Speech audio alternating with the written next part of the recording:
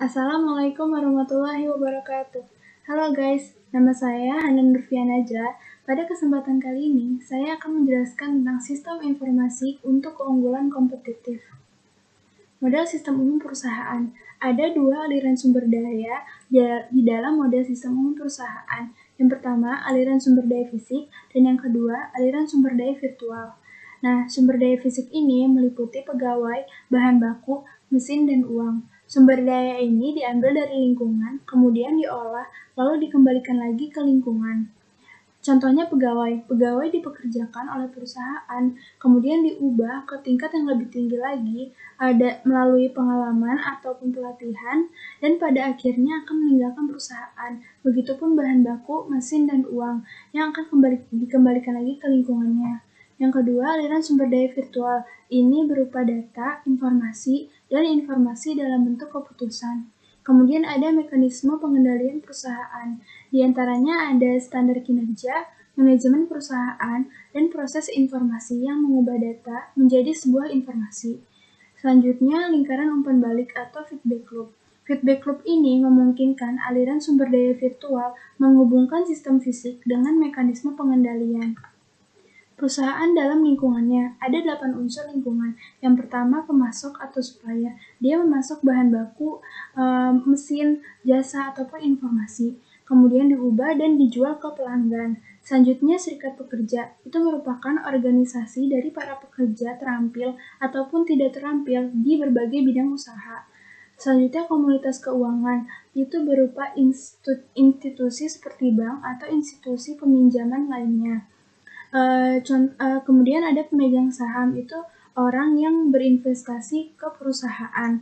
Kemudian pesaing, ada pemerintah, dan yang terakhir komunitas global. Komunitas global ini adalah wilayah geografis di mana perusahaan itu beroperasi. Manajemen rantai pasokan atau supply chain management. Jalur yang memfasilitasi sumber daya fisik dari pemasok ke perusahaan, kemudian ke pelanggan, itu dinamakan rantai pasokan atau supply chain.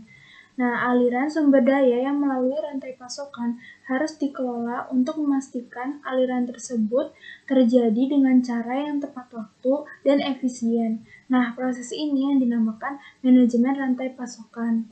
Nah, di bawah ini ada beberapa aktivitas manajemen rantai pasokan, yaitu meramalkan permintaan pelanggan, kemudian membuat jadwal produksi, menyiapkan jaringan transportasi, memesan persediaan pengganti dari para pemasok, kemudian menerima persediaan dari pemasok, lalu mengelola persediaan seperti bahan mentah, barang dalam proses, dan barang jadi.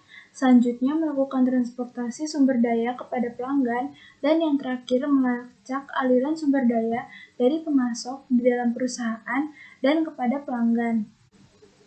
Seiring dengan perusahaan memenuhi kebutuhan produk dan jasa para pelanggannya, perusahaan juga berusaha untuk meningkatkan keunggulan di atas para pesaingnya. Nah, sebuah perusahaan ini dapat meningkatkan keunggulan kompetitif, yaitu melalui sumber daya virtualnya. Di dalam sistem informasi, keunggulan kompetitif ini mengacu pada penggunaan informasi untuk mendapatkan leverage di dalam pasar. Selanjutnya ada rantai nilai Porter oleh Michael Porter.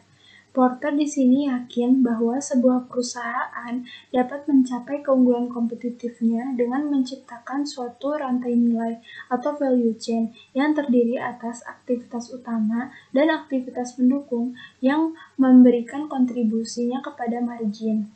Nah, margin di sini adalah nilai dari produk dan jasa perusahaan setelah dikurangi harga pokoknya, seperti yang diterima oleh pelanggan. Kemudian, perusahaan juga dapat mengaitkan rantai nilainya dengan rantai nilai para anggota jalur distribusinya sehingga menciptakan sebuah sistem nilai atau value system. Dimensi keunggulan kompetitif. Sistem informasi dapat mencapai keunggulan kompetitif pada 3 tingkatan. Yang pertama, keunggulan strategis, yaitu keunggulan yang memiliki dampak fundamental dalam membentuk operasi perusahaan. Kemudian, keunggulan taktis. Sebuah perusahaan mendapatkan keunggulan taktis ketika perusahaan tersebut mengimplementasikan strateginya dengan cara yang lebih baik daripada pesaingnya. Nah, tingkatan yang terakhir, keunggulan operasional, keunggulan yang berhubungan dengan transaksi dan proses sehari-hari. Selanjutnya, tantangan dari pesaing-pesaing global. Perusahaan multinasional atau multinational corporation adalah sebuah perusahaan yang beroperasi lintas produk, pasar, negara, dan budaya. Perusahaan ini tidak hanya bersaing dengan organisasi lain, namun juga bersaing dengan perusahaan-perusahaan kontraktor yang melakukan pekerjaan yang sama dengan yang dilakukan oleh perusahaan di negara asalnya. Nah, perusahaan ini dapat mempergunakan pemrosesan informasinya untuk mencapai koordinasi. Koordinasi ini adalah kunci untuk mencapai keunggulan kompetitif di dalam pasar global. Di sini ada beberapa keuntungan koordinasi, yaitu yang pertama, fleksibilitas dalam memproses pesaing di berbagai negara dan pasar. Kemudian, kemampuan untuk merespon perubahan yang terjadi di suatu negara. Kemampuan untuk menyamai kebutuhan pasar di seluruh dunia, kemampuan untuk berbagi pengetahuan, kemudian mengurangi biaya operasi secara keseluruhan, peningkatan efisiensi dan efektivitas dalam memenuhi kebutuhan pelanggan, dan yang terakhir, kemampuan untuk meraih dan mempertahankan keragaman produk perusahaan. Selanjutnya, tantangan dalam mengembangkan sistem informasi global. Sistem informasi global atau Global Information System yang disingkat juga dengan GIS adalah suatu sistem informasi yang terdiri atas beberapa jaringan yang melintasi batas negara. Tantangan ini antara lain adalah kendala politis, rintangan budaya dan komunikasi, masalah teknologi, juga kurangnya dukungan dari manajemen anak perusahaan. Di sini ada beberapa sumber daya informasi perusahaan. Ketika manajer memutuskan untuk menggunakan informasi guna mencapai keunggulan kompetitif, mereka harus mengelola sumber daya ini agar meraih apa yang diinginkan. Manajer ini dapat menggunakan manajemen pengetahuan, yaitu mengakuisisi data, memproses data menjadi informasi, menggunakan dan mengkomunikasikan informasi dengan cara yang paling efektif, dan menghapus informasi pada waktu yang tepat. Selanjutnya ada dimensi informasi. Ada 4 dimensi yang dapat menambah nilai dari informasi itu sendiri.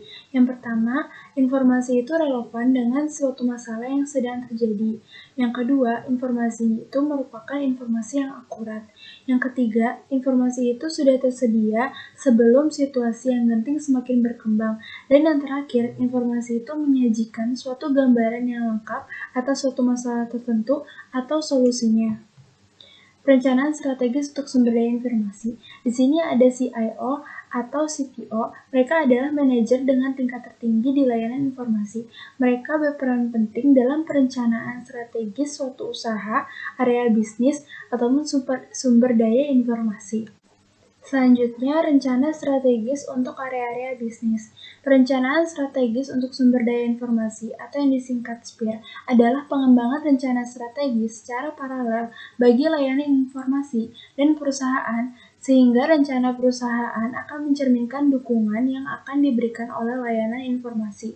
Kunci dari SPIR ini adalah mengembangkan rencana strategis bagi perusahaan dan bagi sumber daya informasi di waktu yang bersamaan. Sekian dari saya, terima kasih. Wassalamualaikum warahmatullahi wabarakatuh.